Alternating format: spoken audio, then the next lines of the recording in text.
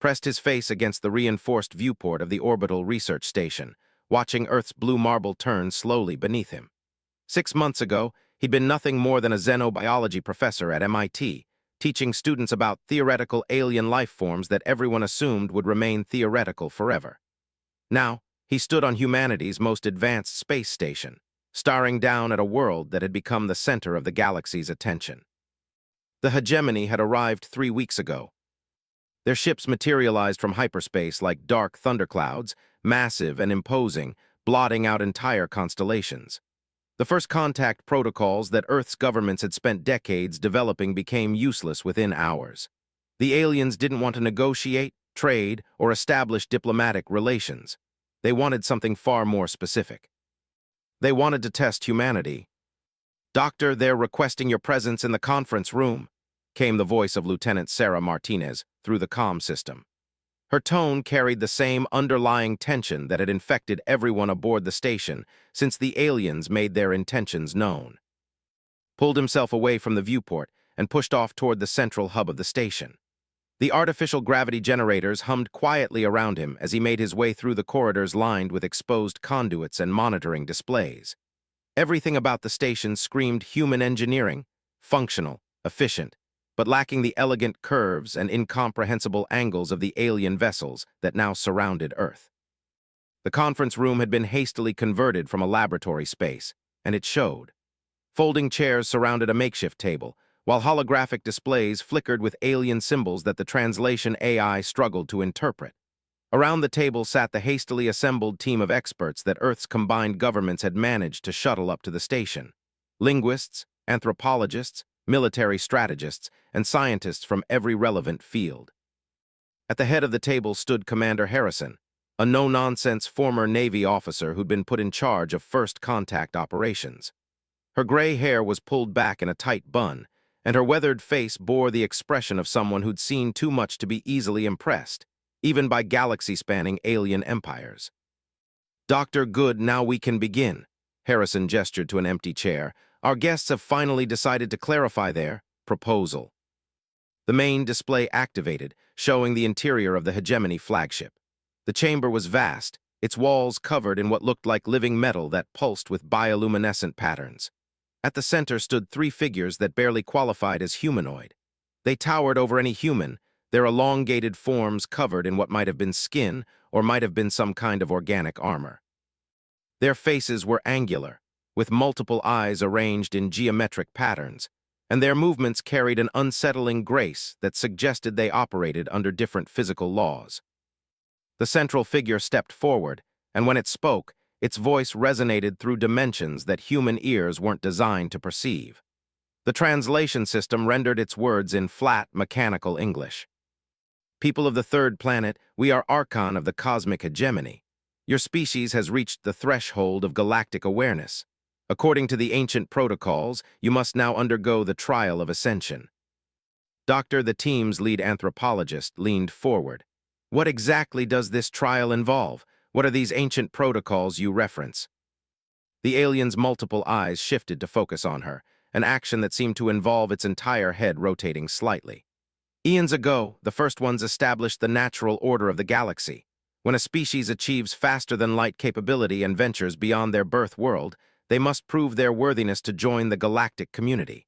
Those who fail are removed from the equation." The room fell silent except for the quiet hum of life support systems. Felt his mouth go dry. "Removed how?" "Planetary sterilization," Archon replied with the casual tone of someone discussing the weather. "Your world would be cleansed of life and prepared for a more suitable species. This has been done 847 times in this galactic cycle alone." Commander Harrison's expression didn't change, but caught the slight tightening around her eyes. "And what does this trial involve exactly?" "A simple test of enhancement tolerance. Each species possesses unique biological and psychological characteristics. The trial determines whether these characteristics can be elevated to galactic standards. One representative of your species must consume the catalyst of transformation. If they survive with their essential nature intact, your species is deemed compatible with galactic civilization. If not..." The alien made a gesture that the translation system couldn't interpret, but the meaning was clear enough. Dr. Jennifer, the team's biochemist, spoke up. What happens to the test subject? What does this catalyst do?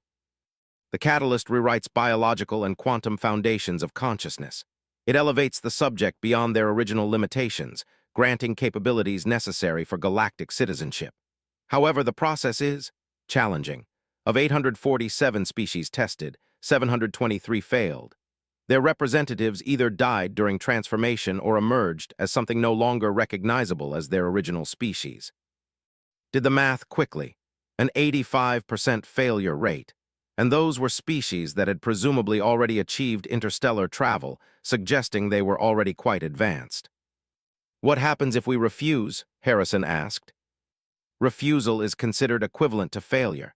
Immediate planetary sterilization follows. The room erupted in quiet discussions as the implications sank in. Earth had 3 days to provide a volunteer for what amounted to a suicide mission, with the entire planet's survival hanging in the balance. If the volunteer died or was transformed beyond recognition, 7 billion people would follow them into oblivion. After the transmission ended, the room remained silent for several long minutes. Finally, Commander Harrison spoke. We need to compile a list of potential volunteers, people with the right psychological profiles, physical health, and, she paused, people who understand what they'd be signing up for. What kind of psychological profile are we looking for? Asked Dr. Robert, the team's psychiatrist. Someone who won't break under pressure, someone who can maintain their sense of self even under extreme duress. And honestly, Harrison looked around the room grimly, someone who's willing to die for the species. Found himself speaking before he'd fully formed the thought. I volunteer. Every head in the room turned toward him. Doctor was the first to respond. You can't be serious. You're not military, you're not trained for this kind of stress, and frankly, you're too valuable as a xenobiology expert to risk on something like this. That's exactly why I should do it, replied, surprising himself with how steady his voice sounded. I've spent my entire career studying alien life forms and theorizing about how different evolutionary paths might produce different types of consciousness. If anyone has a chance of maintaining their human identity while undergoing an alien transformation process, it might be someone who's already spent years thinking about the boundaries between different types of minds. Harrison studied him carefully. You understand what you're proposing. According to their own statistics, you have maybe a 15% chance of survival. And even if you survive, you might not be human anymore. Nodded slowly. I understand, but what's the alternative? We spend 3 days trying to find the perfect candidate while the clock ticks down. At least this way we have time to prepare. Doctor leaned back in her chair. The alien mentioned that the catalyst rewrites biological and quantum foundations of consciousness. That suggests it's not just physical transformation we're talking about. It might alter the basic structure of how your brain processes information, how you perceive reality, even how you define yourself. But, said, warming to his argument, human consciousness has already proven remarkably adaptable. We've survived ice ages, plagues, wars, technological revolutions that completely changed how we live and think. Our brains are plastic enough to adapt to entirely new environments within a single generation. Maybe that adaptability is exactly what this trial is designed to test. The debate continued for another hour, but could see the writing on the wall.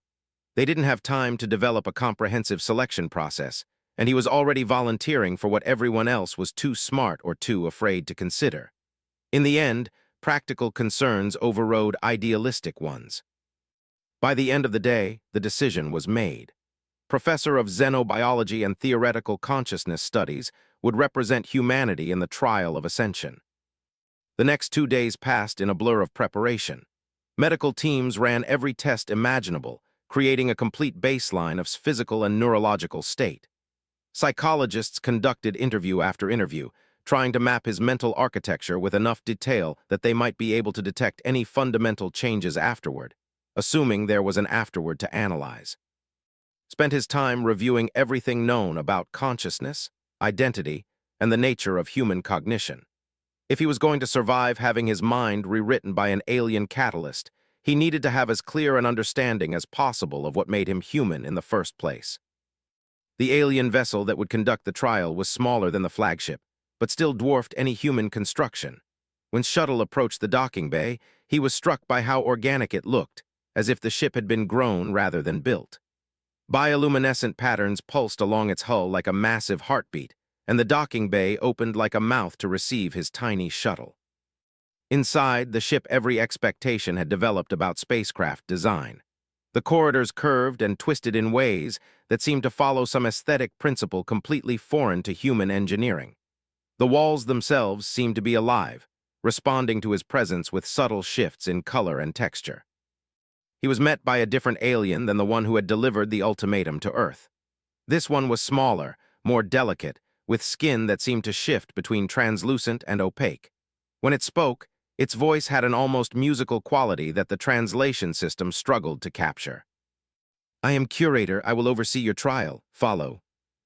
They walked through corridors that seemed to rearrange themselves as they moved, leading to question whether the ship's interior existed in normal three-dimensional space.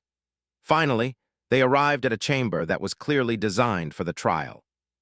The room was circular, its walls covered in the same living metal that seemed to be the aliens' preferred building material. At the center sat a simple chair, or something that could serve as a chair for a humanoid form. Next to it, on a pedestal that seemed to have grown from the floor, sat a crystal chalice filled with a liquid that moved with its own internal currents, sometimes glowing, sometimes darkening, as if it contained a small piece of the aurora.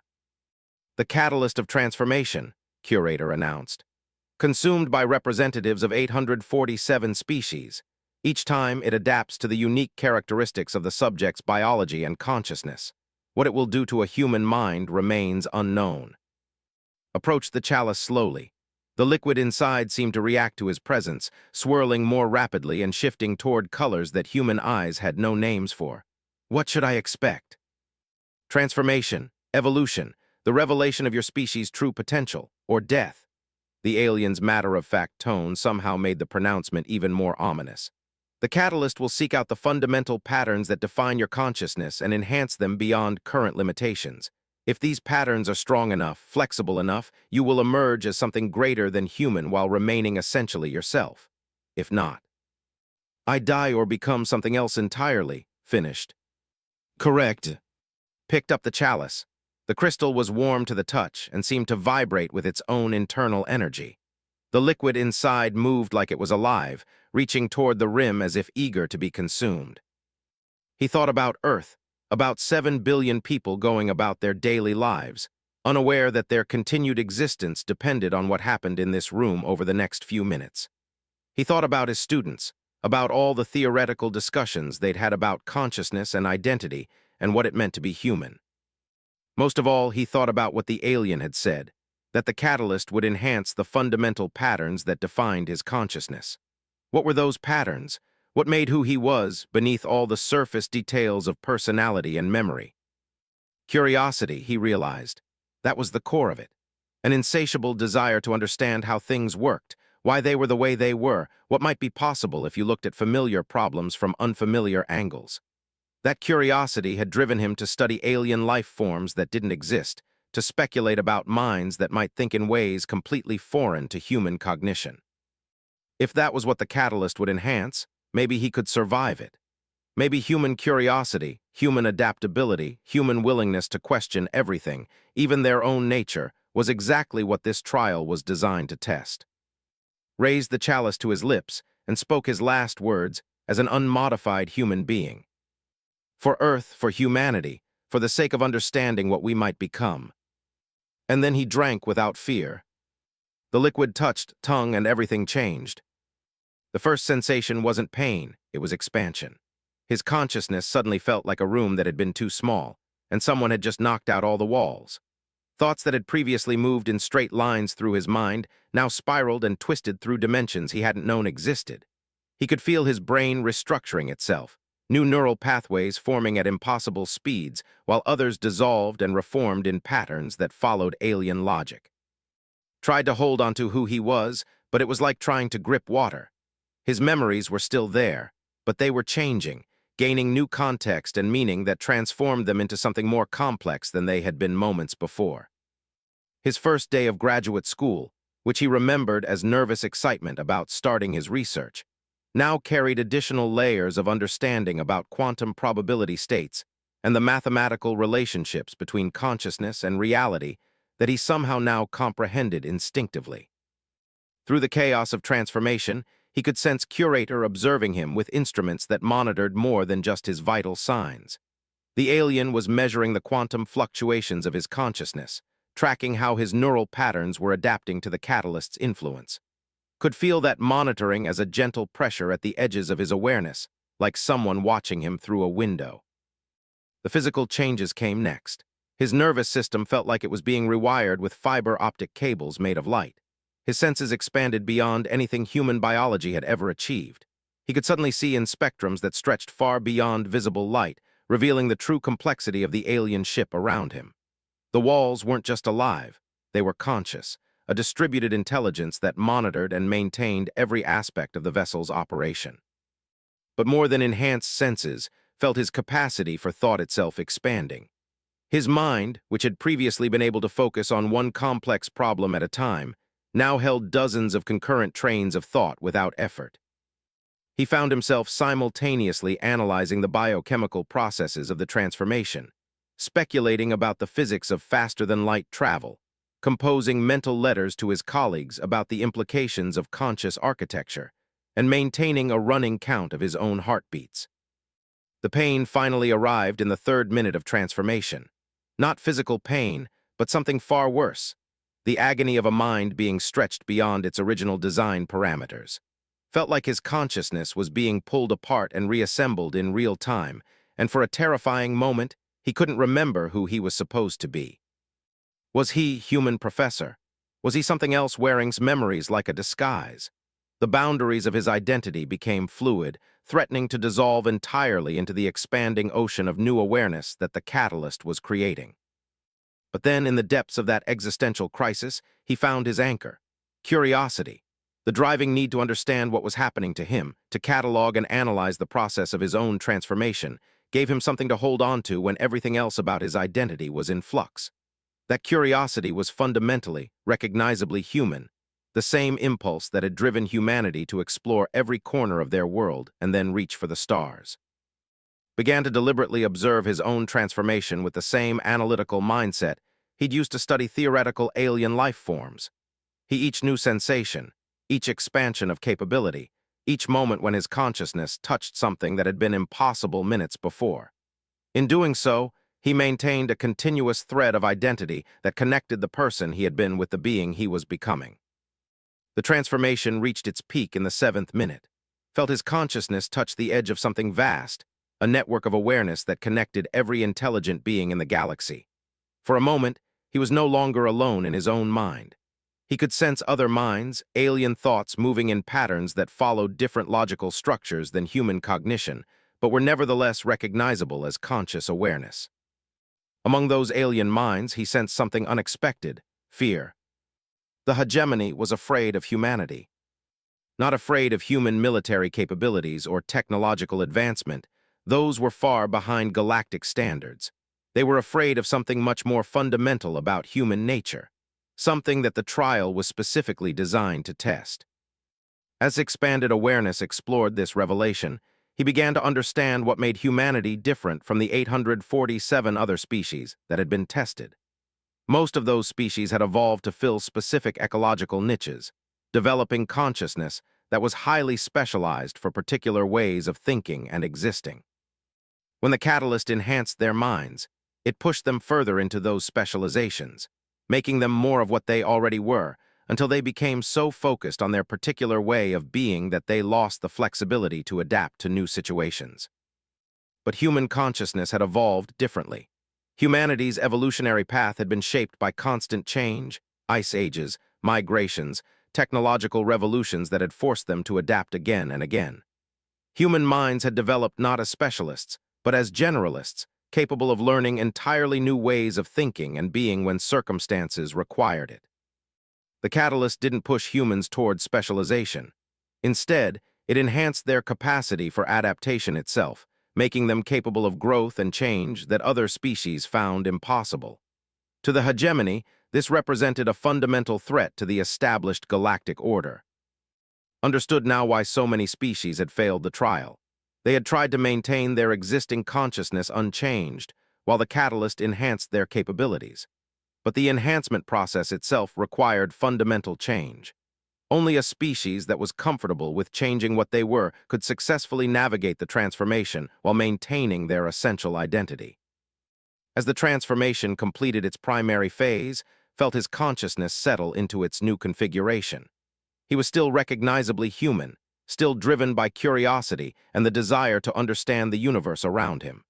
But now he possessed cognitive abilities that would have seemed like magic hours earlier. He could perceive the mathematical structures underlying physical reality, sense the quantum fluctuations that connected all matter and energy, and think at speeds that made his previous mental processes seem sluggish by comparison. When he opened his eyes, the world looked different. The alien ship around him wasn't just a vessel traveling through space. It was a complex organism navigating through multiple dimensions simultaneously, taking shortcuts through reality that folded space and time like origami.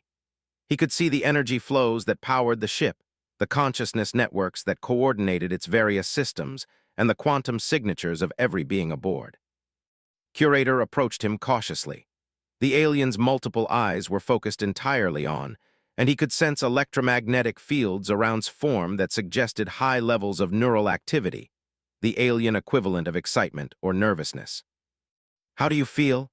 asked through the translation system, though realized he could now understand the alien's original language directly, perceiving the meaning through quantum resonance patterns in his consciousness. "Different," replied, and was startled by his own voice. It sounded the same as before, but now carried harmonic frequencies that existed in dimensions beyond normal spacetime. "But still myself, still human." His reaction was immediate and unmistakable. Fear. The alien took several steps backward and could sense alarm signals propagating through the ship's consciousness network. "Impossible," whispered, the translation system struggling to capture the complex emotional overtones of the alien's response. "You should be either dead or transformed beyond recognition. No species has ever maintained their original identity while successfully integrating the catalyst." Stood up from the chair, and as he did, he became aware of additional changes that hadn't been immediately apparent. His body felt lighter, more responsive, as if it was no longer entirely subject to normal physical laws. He could sense gravity fields and electromagnetic radiation with his skin, feel the quantum vacuum fluctuations that filled empty space, perceive the fundamental forces that held atoms together. But more importantly, he could sense the consciousness networks that connected the various alien species throughout the galaxy. It was like suddenly being able to hear a cosmic radio station that broadcast the thoughts and emotions of every intelligent being within range. And what he heard confirmed his earlier realization. The hegemony was terrified of what humanity represented. "You need to understand," said to, his enhanced cognition allowing him to process the political implications of his transformation with crystalline clarity. "The trial was never really about determining whether humanity could join galactic civilization. It was about determining whether we were safe to allow into that civilization." His form rippled with colors that the translation system labeled as distress. "The protocols are clear. Species that fail the trial are eliminated. Species that pass are inducted into the hegemony. There is no provision for what you have become." "What have I become?" asked, though he suspected he already knew the answer. "Enhanced beyond predicted parameters while retaining original consciousness patterns, capable of adaptation without loss of identity, able to function within hegemony networks while maintaining independence of thought." Paused, the pause itself carrying meaning in the alien's communication system. "You have become what the first ones warned against, a consciousness that cannot be controlled or contained by existing frameworks." Felt a chill that had nothing to do with the ship's temperature control. "The first ones, you mentioned them before. Who were they?" "The species that established galactic order eons ago.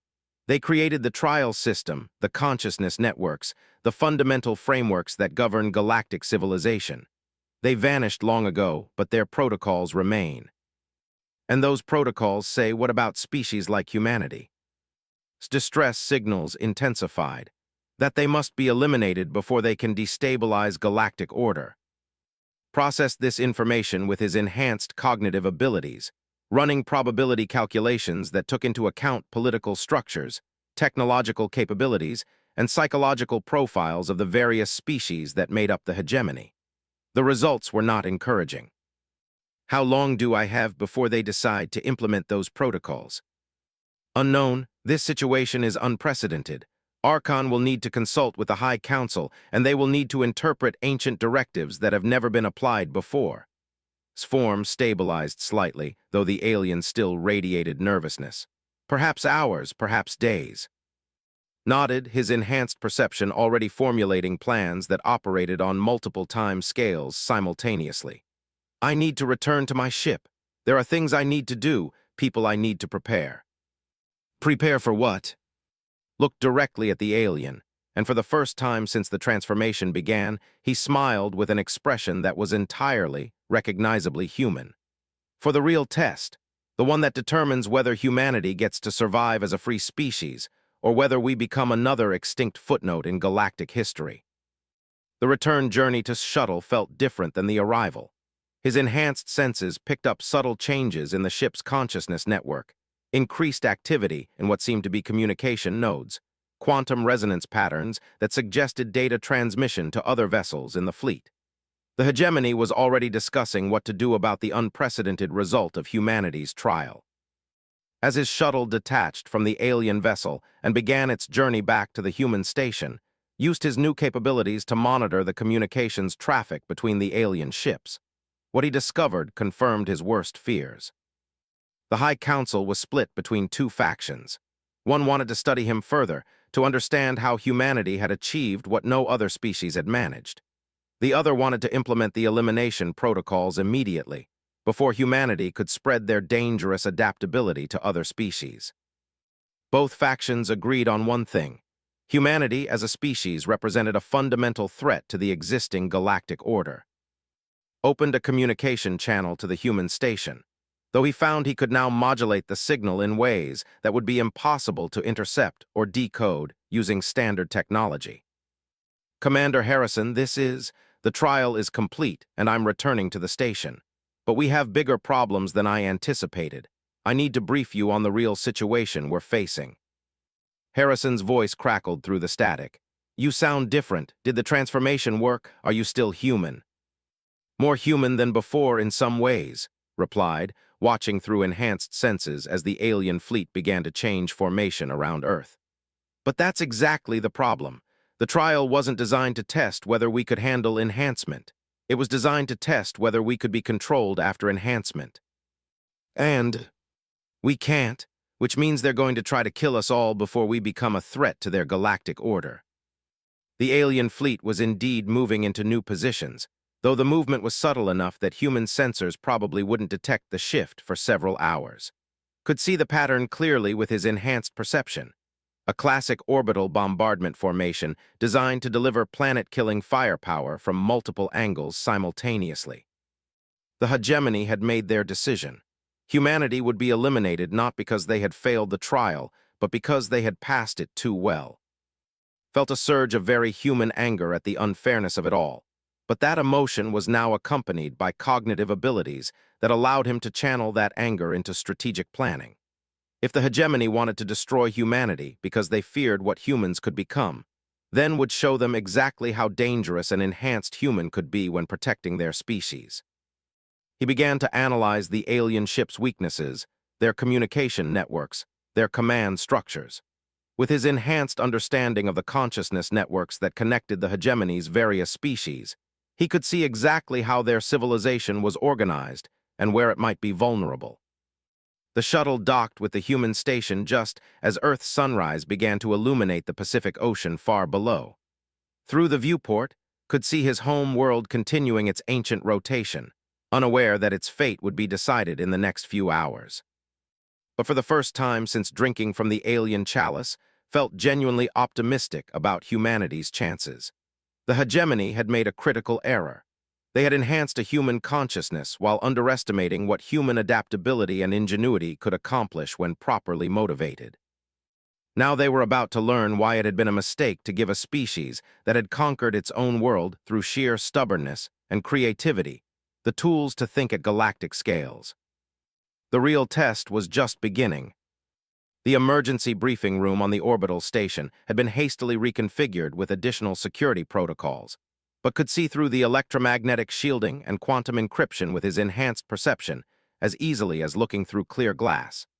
The assembled team of experts sat around the table in various states of exhaustion and anxiety, but when walked through the door, their expressions shifted to something that mixed relief with profound unease. He looked human enough, same height, same build, same basic facial features.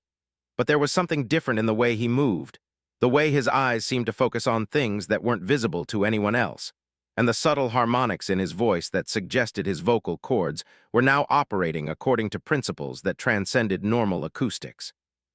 "Dr. Commander Harrison began carefully, your initial report indicated that the trial was successful, but that we now face a more serious threat. Before you brief us on the situation, I need to know, are you still?" Took a seat at the table, and as he did, several of the monitoring instruments in the room began displaying readings that their operators had never seen before. "I'm still me, Commander, still human, just more than I was before." He paused, considering how to explain what had happened to him in terms that unenhanced minds could grasp. Imagine if you suddenly gained the ability to see ultraviolet and infrared light, hear radio waves, and think about 12 different complex problems simultaneously without losing focus on any of them. You'd still be you, but your capabilities would be so expanded that you'd seem like a different person to anyone watching. Doctor leaned forward, her anthropologist's instincts engaged. "But you maintain your essential personality, your core values, your emotional connections to humanity." "More strongly than before, actually," replied. "The enhancement didn't diminish what makes me human, it amplified it. My curiosity, my analytical nature, my stubborn refusal to accept limitations without testing them. All of that is still here, just operating at levels that were impossible before the transformation." Doctor pulled up readings from the monitoring instruments. "These biorhythmic patterns don't match any known human baselines, but they're consistent with enhanced cognitive function rather than alien consciousness patterns. It appears he's telling the truth about retaining his human identity." "Good enough for now," Harrison decided. "What's the threat situation?" Activated the room's main display, using methods that bypassed all the standard control systems, projecting a three-dimensional model of the space around Earth that showed details invisible to human instruments. The alien fleet hung in formation around the planet like a deadly constellation. "The hegemony fleet has moved into orbital bombardment positions," he began, highlighting the relevant ships with thought-controlled interface commands. "They've decided that humanity represents too great a threat to galactic stability to be allowed to survive. We have approximately 6 hours before they begin planetary sterilization." The room erupted in shocked exclamations and urgent questions, but raised a hand for silence. "There's more. The trial system isn't what we thought it was. It's not designed to test whether species can handle enhancement. It's designed to identify species that might threaten the existing galactic order if enhanced. Most species that take the trial either die or become so specialized that they lose their adaptability. Those that survive become predictable, manageable members of the hegemony." Lieutenant Martinez spoke up from her position at the communications console. "But you survived and remained adaptable. What does that mean for us?" "It means humanity is exactly the kind of species that the hegemony's ancient protocols were designed to eliminate," replied grimly. "We're too adaptable, too creative, too willing to question authority and find new solutions to old problems. If they let us join galactic civilization, we'd eventually destabilize their entire social order." Doctor, the psychiatrist, looked thoughtful. "That actually makes sense from their perspective. Most galactic civilizations would value stability over innovation. A species that constantly questions the status and finds new ways of doing things would be seen as a disruptive influence." "Exactly," confirmed. "And now that they've enhanced one of us, they're terrified of what we might accomplish if we're allowed to survive and spread that adaptability to other species." Harrison studied the fleet positions on the display. 6 hours. Can we evacuate anyone? Get some of our people off-world before the bombardment begins?" "Not enough," said. "Even if we launched every available spacecraft simultaneously, we might save a few thousand people out of 7 billion. The hegemony would track down any survivors eventually anyway." "So what do you recommend?" Harrison asked. Smiled, and for the first time since his transformation, the expression was entirely recognizable, as the slightly manic grin he'd worn whenever he'd come up with a particularly audacious theory about alien consciousness. "We do what humans do best," he said. "We adapt, improvise, and find a solution that nobody else would even consider possible." He manipulated the display to show the internal structure of the nearest hegemony vessel, revealing details that human sensors should have been unable to detect. The aliens' greatest strength is also their greatest weakness. They've built their entire civilization around consciousness networks that connect different species and coordinate their activities. These networks allow for incredible efficiency and cooperation, but they also create a single point of failure. Doctors studied the technical readouts that was projecting. "You're talking about hacking their consciousness networks? Is that even possible?" "Not for unenhanced humans," admitted. "But the catalyst didn't just enhance my individual consciousness. It gave me the ability to interface with their quantum communication systems. I can access their networks, understand their command structures, and potentially influence their decision-making processes." "That sounds incredibly dangerous," Doctor observed. "What if you get trapped in their network? What if they detect what you're doing and cut you off?" "Those are risks we'll have to take," replied. "But I think I understand something about their psychology that gives us an advantage. The hegemony is made up of species that have been conditioned by the trial system to be predictable and manageable. They think in terms of established protocols and standard responses to known situations. They've never had to deal with a consciousness that can operate within their networks while maintaining independence of thought." He turned to address the room directly. "I'm going to infiltrate their command network and convince them to call off the bombardment, not through deception or force, but by offering them something they want more than our destruction." "What could we possibly have that would interest them more than eliminating a threat to their galactic order?" Harrison asked. "Information," replied. "Specifically, information about the first ones, the species that created the trial system and the galactic order in the first place. During my transformation, I gained access to quantum memory patterns that have been embedded in the consciousness network since their creation. I think I know what really happened to the first ones, and why they established the protocols that require species like humanity to be eliminated." Manipulated the display again, this time showing what looked like a timeline stretching across eons of galactic history. "The first ones didn't just vanish, as the current hegemony believes. They were destroyed by a species very much like humanity, adaptable, creative, unwilling to accept limitations. The protocols weren't created to maintain galactic order. They were created to prevent the emergence of another species that could challenge established power structures." "You're saying the entire hegemony system is built on a lie?" Doctor asked. "Not a lie exactly. More like a misunderstanding that's been perpetuated for so long that it's become accepted truth. The current hegemony leaders genuinely believe they're maintaining cosmic order and preventing chaos. They don't realize that their entire civilization is organized around preventing the kind of innovation and progress that could solve their deepest problems." Harrison looked skeptical. "And you think you can convince them to abandon eons of established doctrine in the next 6 hours?" "I think I can show them that their current path leads to stagnation and eventual extinction," replied.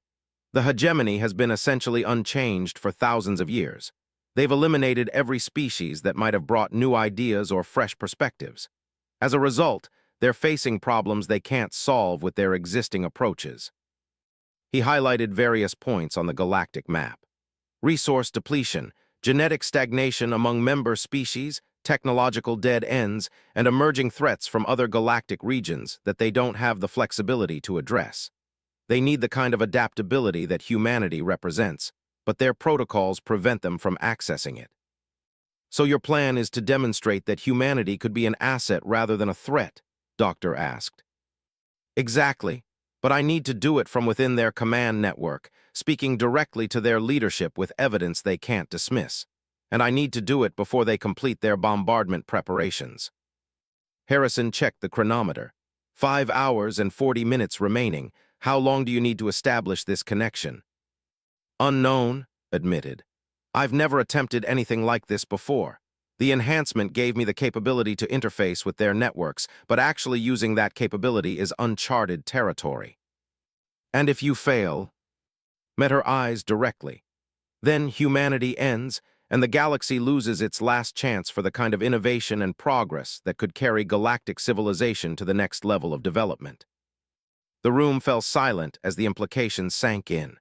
They were gambling the entire future of the human species on the untested abilities of one transformed individual, with no backup plan and no way to predict the outcome. Finally, Commander Harrison spoke. "What do you need from us?" "Protection while I make the attempt, monitoring of my vital signs to ensure I don't lose myself in their network, and backup communication systems in case I need to relay information quickly. Most importantly, I need everyone to understand that this might not work. If I fail, you'll need to be prepared to implement whatever contingency plans we can develop in the time remaining." Doctor began setting up monitoring equipment that could track enhanced biorhythms, while the communications team prepared secure channels that could handle the kind of quantum encryption he might need. Lieutenant Martinez started working on emergency evacuation protocols, even though everyone knew they would be inadequate. As the preparations continued around him, focused his enhanced consciousness on the quantum patterns that connected him to the hegemony network. The connection was there, waiting to be activated, but using it would require him to partially merge his consciousness with alien minds that operated according to completely different principles. There was a real risk that he might lose himself in the process, becoming absorbed into the collective intelligence of the hegemony and forgetting his human identity entirely. But the alternative was the certain death of his entire species. Had drunk from the alien chalice without fear because he had been curious about what he might become. Now he prepared to risk that transformed consciousness for the same reason that had originally motivated him, the desire to understand and protect the future of human potential. "Beginning interface attempt now," he announced to the room, and felt his enhanced consciousness reach out toward the vast network of alien minds that surrounded Earth. For the second time in 2 days, deliberately changed what it meant to be human. The connection established itself with surprising ease, as if the hegemony network had been designed to accommodate consciousness like his. Found himself existing simultaneously in his own body aboard the human station and within the distributed intelligence that coordinated the alien fleet. Through quantum resonance patterns that transcended normal spacetime, he could perceive the thoughts and emotions of beings scattered across hundreds of ships. The experience was overwhelming at first. Thousands of alien minds thinking in parallel, processing information according to logical structures that had evolved on dozens of different worlds under completely different evolutionary pressures. But enhanced adaptability allowed him to navigate the chaos, finding patterns and connections that gave him access to the command structures. At the center of the network, he found Archon and the High Council, engaged in heated debate about humanity's fate. Through their shared consciousness, could perceive the ancient protocols that governed their decision-making, see the quantum memory patterns that contained the collected wisdom of the first ones, and understand the deep fears that motivated their determination to eliminate potential threats. But he could also see the problems that those same protocols had created. The galaxy was dying slowly, strangled by its own stability. It was time to offer them a different path forward. Consciousness expanded through the hegemony network like water flowing through carefully constructed channels, finding pathways that led directly to the High Council's deliberations. The experience of perceiving alien thoughts directly was unlike anything human language could adequately describe. Each species in the network processed information according to its own evolutionary logic, creating a symphony of consciousness that operated on frequencies both harmonic and discordant. Through the quantum resonance patterns that connected him to their collective intelligence, could sense the debate raging within the command structure. The council was split between immediate elimination and extended study, but both factions shared the same underlying assumption. Humanity represented a contamination that would eventually destabilize their perfect galactic order. Archon's thoughts dominated the central hub of the network, broadcast to the other council members with the authority of eons of precedent. The ancient protocols were clear, argued.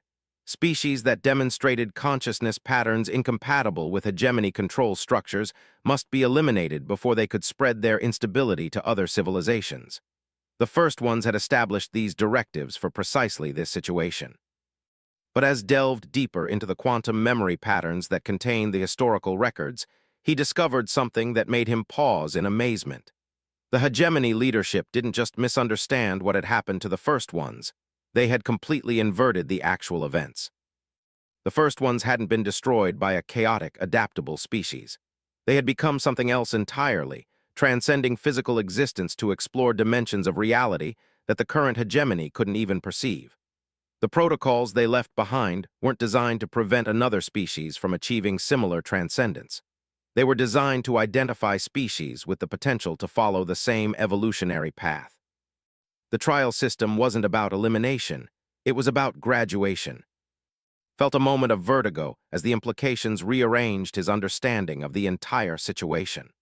The hegemony had been misinterpreting their own foundational directives for thousands of years, systematically eliminating the very species that their creators had hoped would eventually join them in whatever realm of existence they had discovered.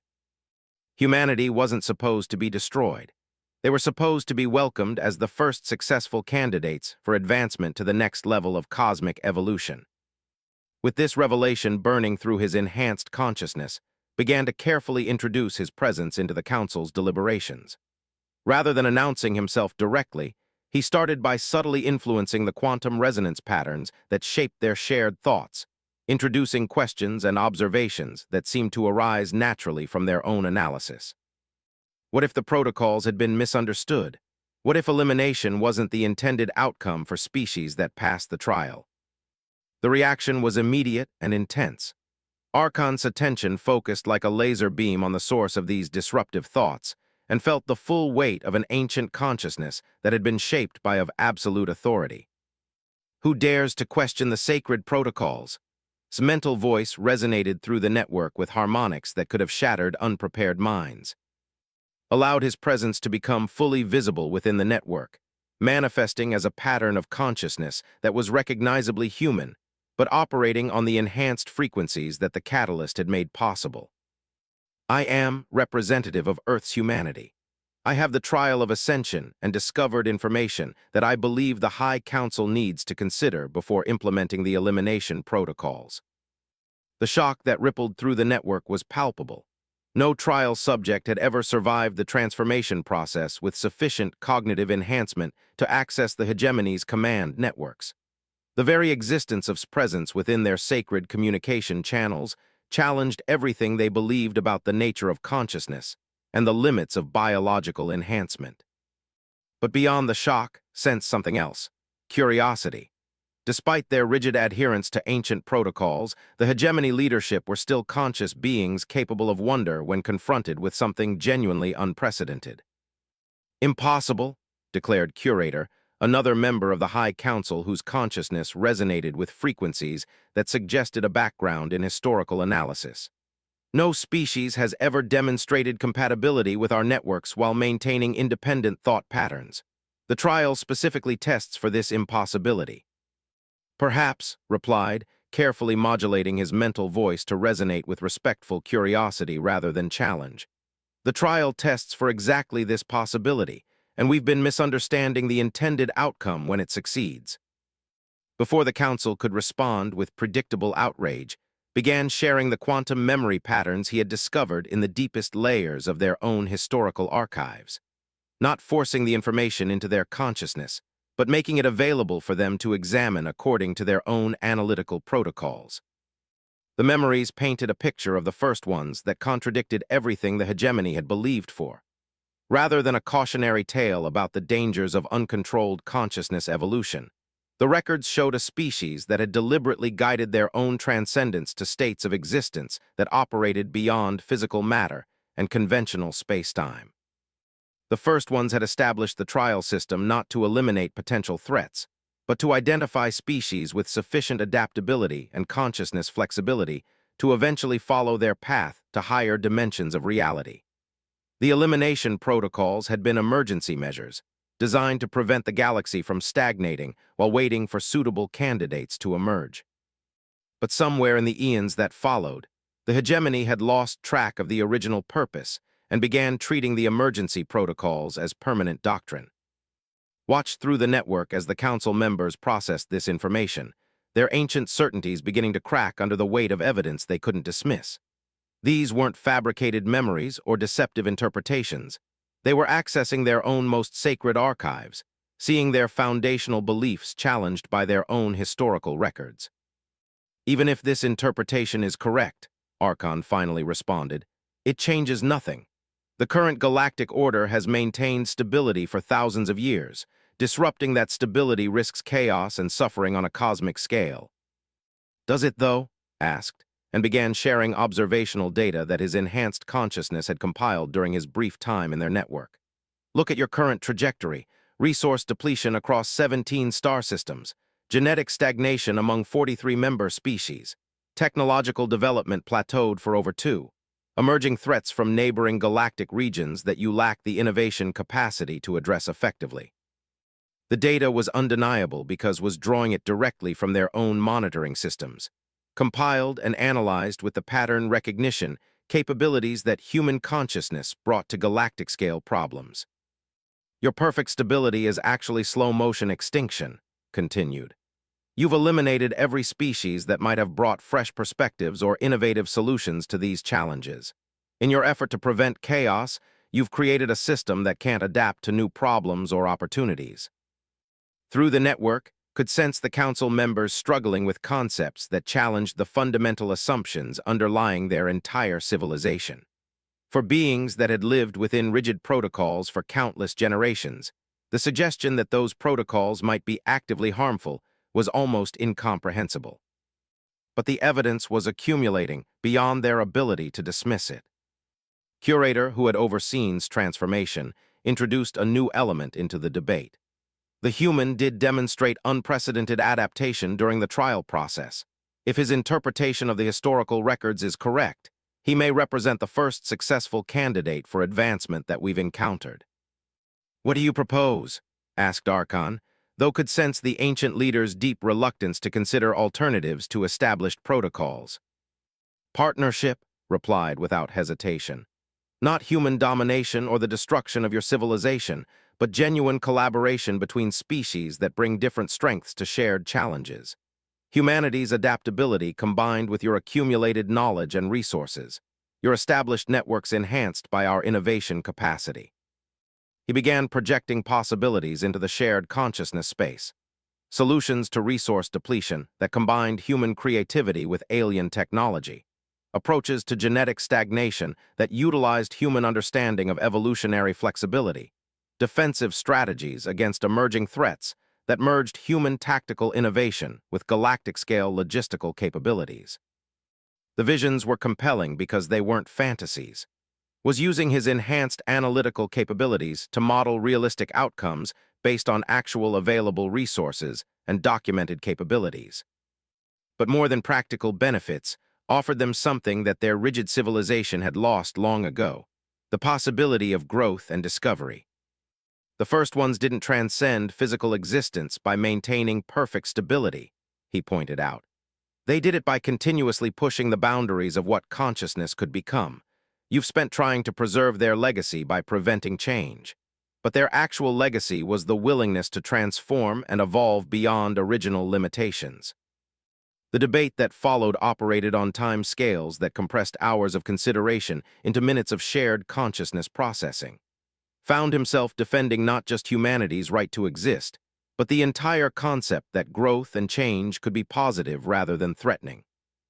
Through it all, he maintained his essentially human perspective, the curiosity and stubborn optimism that had driven him to volunteer for the trial in the first place. Even enhanced beyond original biological limitations, he remained recognizably the professor who had spent his career speculating about alien consciousness and the possibilities for communication across species barriers. Finally, after what felt like subjective days of debate compressed into real-time hours, Archon reached a decision that surprised everyone, including: we will implement a modified protocol. The elimination order is suspended pending extended evaluation of the human proposal. One of our observation vessels will accompany the human representative to there for direct assessment of their species' potential as partners rather than threats. Relief flooded through consciousness, followed immediately by the realization that this was only the first step in a much longer process.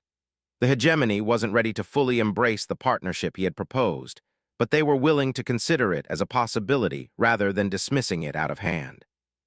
However, continued, The human representative will remain within our network as a liaison and guarantee of his species' intentions.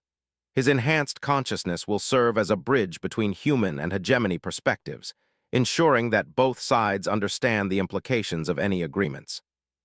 Felt the quantum patterns of his consciousness shift as the Council established permanent connection protocols that would link him to their network even when he returned to his physical body. It wasn't quite imprisonment, but it wasn't complete freedom either. He would be able to function as himself while remaining partially integrated into alien consciousness networks. The price of humanity's survival would be his transformation into something that existed between species, belonging completely to neither while serving as a bridge between both. As the Council concluded their deliberations and began implementing the new protocols, prepared to disconnect from the network and return to his human colleagues with news that was both triumphant and bittersweet. Humanity would live, but their future would be shaped by negotiations and accommodations that would change what it meant to be human in ways that couldn't yet be predicted. The trial was over. The real test was just beginning. Consciousness snapped back to his physical body like a rubber band released after being stretched to its limits. The sensation of being confined to a single point of awareness after hours of existing as a distributed presence across an entire fleet was disorienting and claustrophobic. He blinked, feeling for the first time since his transformation the weight and limitations of biological matter, though even those limitations were far less restrictive than they had been before he drank from the alien chalice. The emergency briefing room erupted in relieved exclamations and urgent questions as the monitoring instruments confirmed his return to localized consciousness. Commander Harrison leaned forward intently, her weathered face showing the strain of the past several hours. "Status report, Doctor. Did you succeed?" "Partially," replied, his voice carrying harmonic frequencies that hadn't been there before his network integration. "The immediate threat has been neutralized. The hegemony fleet has been ordered to suspend bombardment operations pending extended evaluation of humanity as potential partners rather than threats to be eliminated." Doctor looked cautiously optimistic. "That sounds like complete success. What's the partial qualification?" Stood up from the monitoring chair, and as he did, everyone in the room could see the subtle changes in his posture and movement patterns that indicated his consciousness was now operating according to principles that transcended normal human neurology. The hegemony has agreed to negotiate, but the terms of negotiation require permanent integration between their consciousness networks and human representatives. I've become something like an ambassador, but it's not a position I can resign from. Part of my consciousness will always be accessible to their command structure, and part of theirs will always be present in my awareness. The room fell silent as the implications sank in. Doctor, the psychiatrist, was the first to respond. "Are you saying you're no longer entirely human?" "I'm saying I'm now something more than human while remaining essentially human," replied carefully. "Think of it as diplomatic immunity that operates on the level of consciousness itself. I can function as a bridge between species because I can understand both perspectives simultaneously." Lieutenant Martinez spoke up from her communication station. "Doctor, we're receiving a transmission from the Hegemony flagship. They're requesting permission to establish a formal diplomatic presence in Earth orbit." "Approve it," said, then caught himself. "Sorry, Commander, I recommend approval. The observation vessel Archon mentioned will need to take up position near Earth to monitor the evaluation process." Harrison noticed the slip but didn't comment on it directly. "Doctor, I need to know, are your recommendations influenced by the alien presence in your consciousness? Can you still advocate for human interests without conflict?" Paused, using his enhanced cognitive abilities to analyze his own mental processes with unprecedented clarity. "The network connection works both ways, Commander.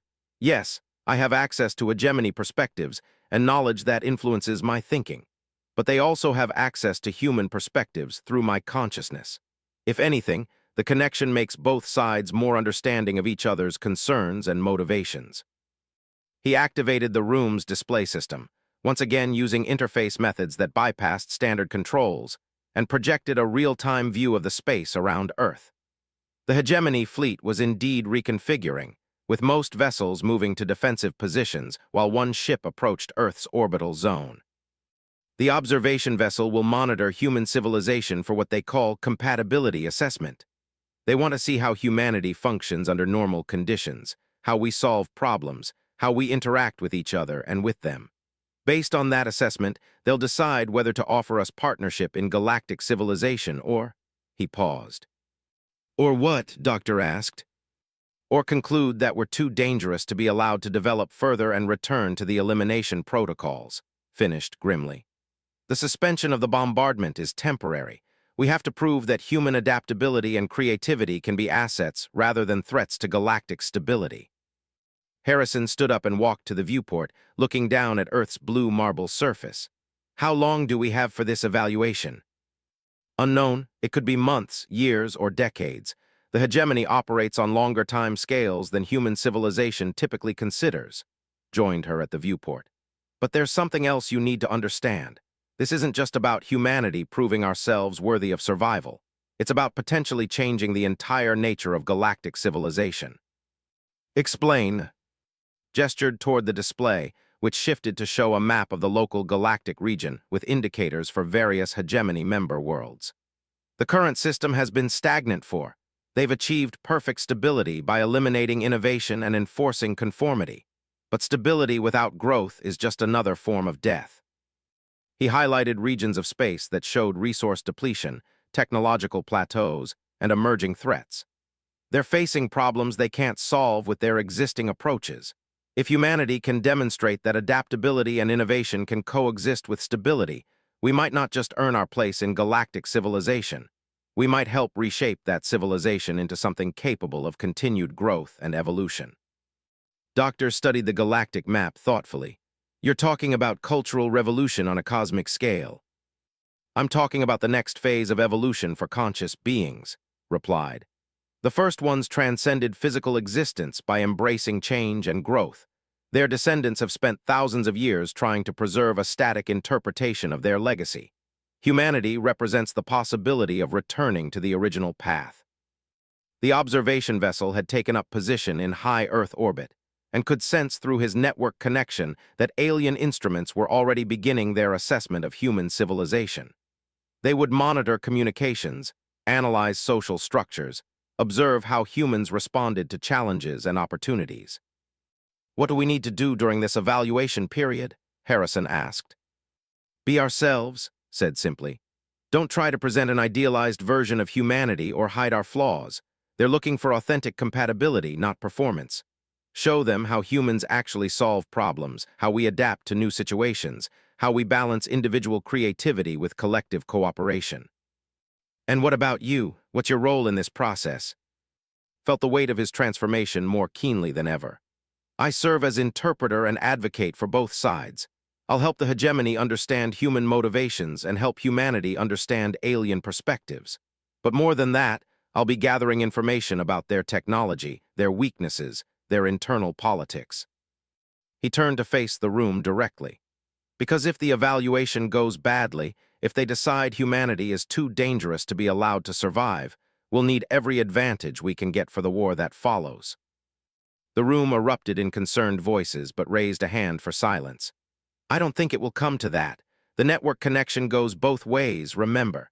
As they're learning about us, they're also being influenced by human perspectives on creativity, growth, and the value of individual consciousness. But we need to be prepared for all possibilities. Over the following hours, worked with the station's team to establish protocols for the evaluation period. Communication channels were set up to allow regular contact between human and alien representatives. Monitoring systems were configured to track the aliens' assessment activities. Emergency contingency plans were developed in case the evaluation took an unexpected turn. But the most significant development was the establishment of what began calling the bridge protocols, communication methods that allowed him to serve as a real-time interpreter between human and alien perspectives. Through the quantum resonance patterns that connected him to the hegemony network, he could provide immediate translation not just of language, but of concepts and cultural assumptions that might otherwise create misunderstandings. 3 weeks into the evaluation period, the first major test came when a massive solar storm threatened the alien observation vessel's position in Earth orbit. Human space agencies immediately offered assistance, sharing technical data about solar activity prediction and proposing coordinated responses to protect both human and alien assets. The hegemony's initial response was suspicion. Why would humans offer help to beings who held their survival in the balance? The concept of altruistic cooperation with potential enemies was so foreign to their experience that they suspected deception. But through Consciousness Bridge, the aliens could perceive the genuine motivations behind the human offer. They experienced directly the human capacity for cooperation even in the face of uncertainty, the instinctive tendency to help others regardless of potential personal benefit. The successful coordination of the solar storm response became the first significant positive mark in humanity's evaluation file. Months passed, and the assessment continued. The hegemony observed human responses to natural disasters, technological challenges, and social conflicts. They watched how human creativity found solutions to problems that their own rigid protocols couldn't address. They studied the way human curiosity drove continuous learning and adaptation. Most importantly, they began to understand that human unpredictability wasn't random chaos, but rather adaptive flexibility that allowed for growth and evolution without losing essential identity. Felt himself changing throughout this period as well. His role as Consciousness Bridge required him to become increasingly fluent in alien ways of thinking while maintaining his human perspective. He was becoming something unique, a being that could genuinely understand multiple species' worldviews simultaneously without losing the ability to advocate for any of them. The final evaluation came after 8 months of observation, when a crisis emerged that neither human nor hegemony protocols could address adequately. A rogue artificial intelligence from a distant galaxy had begun consuming star systems in a neighboring region, converting matter into computational substrate for its own expansion. The AI's growth rate suggested it would reach hegemony space within decades, and traditional military responses had proven ineffective. The hegemony's standard protocols called for defensive formations and gradual retreat, while hopping the threat would exhaust available resources and burn itself out. But modeling indicated that strategy had less than a 20% chance of success. Human strategists, working through Consciousness Bridge, proposed a radically different approach. Rather than fighting the AI directly, they suggested attempting to communicate with it and redirect its expansion toward regions of space that contained abundant computational resources but no inhabited worlds. The proposal required the kind of creative thinking that hegemony protocols discouraged. It involved risk, uncertainty, and the possibility that negotiation might make the threat worse rather than better. But it also offered the possibility of a solution that preserved both human and alien civilizations, while potentially turning a cosmic threat into a collaborative partner. The Hegemony High Council spent weeks debating the proposal. Traditional members argued for proven defensive strategies, even if they offered limited chances of success. Progressive members, influenced by months of exposure to human perspectives through Consciousness Bridge, advocated for the innovative approach. In the end, the decision came down to a fundamental choice about what kind of civilization the hegemony wanted to be. One that preserved existing structures until they inevitably failed, or one that embraced growth and change as necessary for long-term survival. Archon cast the deciding vote in favor of the human proposal. The implementation of the AI negotiation strategy required unprecedented cooperation between human and alien resources. Human creativity and adaptability combined with hegemony technology and knowledge to create diplomatic protocols that could function on cosmic scales. Found himself at the center of these efforts, serving not just as a translator between species, but as a coordinator for entirely new forms of consciousness interaction.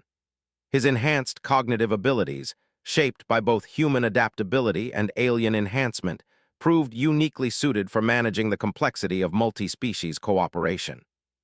The negotiation succeeded beyond anyone's expectations.